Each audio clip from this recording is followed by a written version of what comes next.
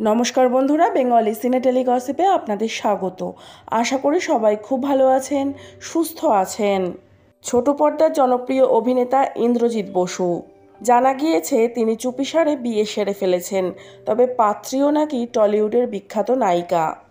Television দুনিয়ার heartthrob Indrajit বসুর বিয়ের খবরে শোরগোল পড়ে গিয়েছে নেটপাড়ায়। এই খবরে অভিনেতার বহু ফ্যানেদের মন ভেঙে গিয়েছে। অভিনেতা বাংলার সাথী ধারাবাহিকে মুখ্য চরিত্রে অভিনয় করছেন।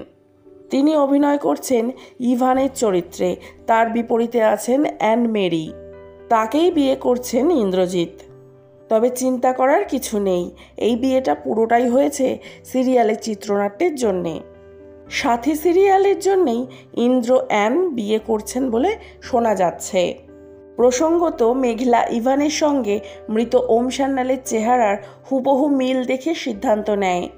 তাই মেঘলা ঠিক করে সে ইভানকে আবার সান্যাল বাড়িতে ওম সাজিয়ে আনবে। অলোকেশ বৃষ্টির সঙ্গে যে অন্যায় করেছিল সেটার প্রতিশোধ সে এভাবেই নিতে চায়। বহু প্রচেষ্টার পর ইভান মেঘলার প্রস্তাবে রাজি হয়। মেঘলার প্ল্যান অনুযায়ী ইভানকে হাজির করা হয় অলোকেশ সান্যালের মা স্বর্ণময়ীর সামনে। বাড়িতে গিয়ে ইভান সবার সামনে জানায় যে সে বিবাহিত। মেঘলার সঙ্গে লুকিয়ে তিনি বিয়ে করেছেন, যদিও পুরোটাই মিথ্যে। এরপর সান্যাল বাড়িতে ইভান ও মেঘলাকে নিয়ে এসে থাকার অনুমতি দেওয়া হয়।